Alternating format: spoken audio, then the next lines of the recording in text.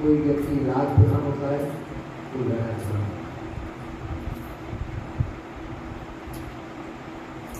राग के अंदर एक तो संसार का राग होता है, एक हो जाता है इससे ऊपर क्लास का जो राग है वह भक्ति।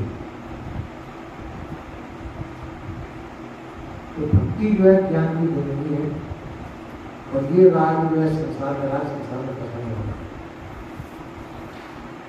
इस राग से बंधन प्रतीत होता है, और भक्ति जो वास्तविकता का ज्ञान कराती है, ज्ञान की माता है, और ज्ञान से कल्याण होता है। इसलिए भक्ति जो है ज्ञान की सहायक है। भक्ति में रस अखंड अनंत रस है। भक्ति का जो रस है अखंड अनंत रस है, और ज्ञान का रस में अखंड एक रस है। ज्ञान का रस अखंड एक रस ही है, तो भक्ति का रस जो है अखंड अनंत रस है।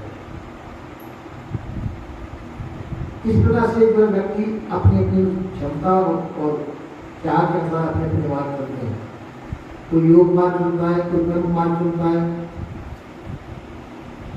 कोई भक्ति मार्ग चुनता है, कोई ज्ञान मार्ग, कोई विज्ञान मार्ग, अपनी अपनी रुचि के अनुसार चुनते हैं। सदगुरु श्री कबीर साहब ने लिखा कल्याण मार्ग का, वो बंधन से छूटने का उपाय मुक्ति मार्ग।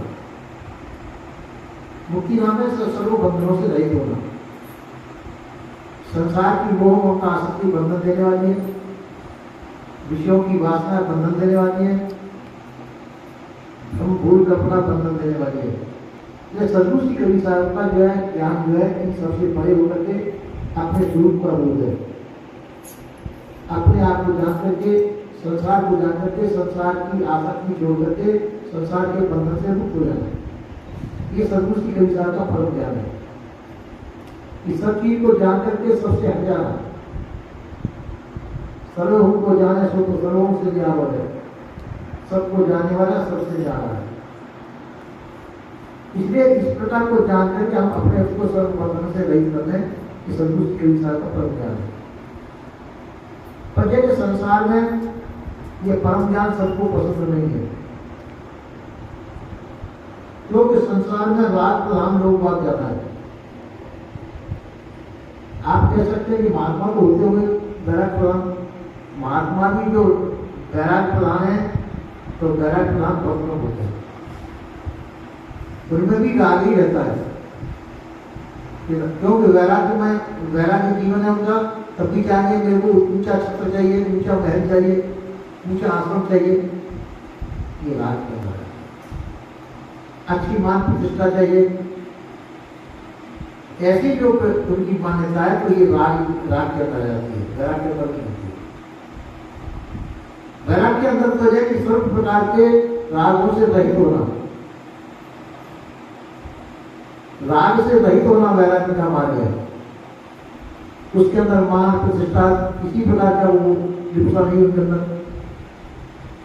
किसी प्रकार की चाहना नहीं उनके अंदर, चाह रहित जीवन होता है। वैराग्य प्रधान जो संतों का जीवन चाह से रहित होना, सभी प्रकार की चाहना से अंत हो जाता है। चाहना संसार की होती है, मान पद प्रतिष्ठा ये भी संसार की होती है, महल तिवारी बनाना ये भी संसार के ही है, आप कहेंगे आश्रम बनाना भी संसार के ही है। पर आश्रम जो है उसमें परमात्मा भावना होती है। आश्रम अपना निजी नहीं होता, निजी अपने लिए नहीं होता है। अपने लिए जो चीज वो बनाई जाती है वो राग के अंदर आती है, पर आश्रम जो है सार्वजनिक होता है, उसमें राग नहीं है। यदि आश्रम के अंदर ही अपनी व्यक्तिगत चाहना हो जाए तो वही राग के अंदर वो बंधनकारक हो जाए। आश्रम जो सार्वजनिक होते हैं और उसमें जो है निजी कोई भावना नहीं होती है, सार्वजनिक सर्व कल्याण के लिए होते हैं, इसलिए वहां राग नहीं होता है।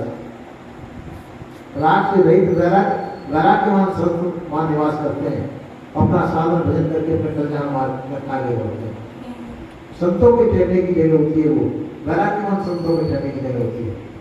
जहाँ रागवान संत इकट्ठे हो जाते हैं कुछ जिस आश्रम में, तो वहां उस आश्रम का कोई ठिकाना नहीं, क्योंकि संत आश्रम जो रागवान लोगों के लिए नहीं है, संत आश्रित वैराग्यवान संतों के लिए होता है। या त्याग हो, वैराग्य हो, बोध हो, विचार हो, उसकी साधना संपन्न व्यक्ति रहते हो, त्याग वैराग्य संपन्न व्यक्ति रहते हो, जिनमें किसी प्रकार की मोह आसक्ति नहीं हो, विषय वासना नहीं हो, तो वो साधन स्त्री का नाम आसन है। उस स्थान में रह करके संत अपना जीवन कल्याण करते हैं। और यदि संत आश्रम में रह करके भी विभिन्न प्रकार की चाहना उत्पन्न हो जाए तो यदि फिर वो बेड़ा करके होता है।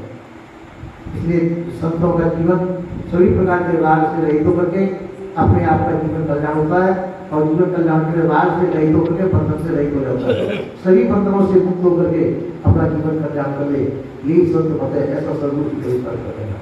बोले श्री सद्गुरुदेव की जय।